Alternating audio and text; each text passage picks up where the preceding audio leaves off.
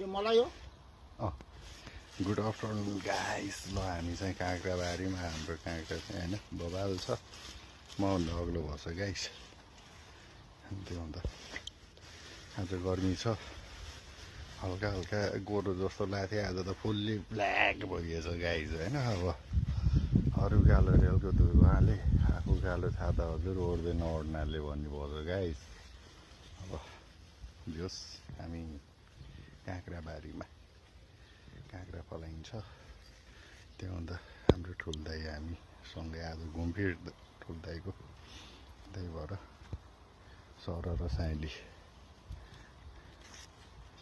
मभन्दा अग्लो भइसक्यो ओ माइ गड यो माथि जान्छ यतै फल्न सुरु गरिरहेछ फलिरहेछ अब यो ठुलो हुँदै जान्छ अनि अब मार्केटमा ल्याउने हो गाइस त्यसपछि अब हाम्रो यो चाहिँ टमाटर यता छेउमा पुरै टमाटर छ टमाटर पनि अब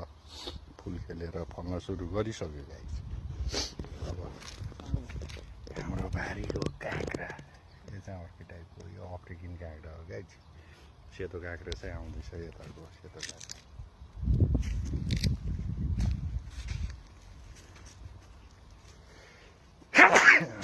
यता पनि फलिरहेछ गाइस फुल त बाबा योचोटि त होल जापान डेलिभर पुग्नु पऱ्यो गाइस आउँदैछ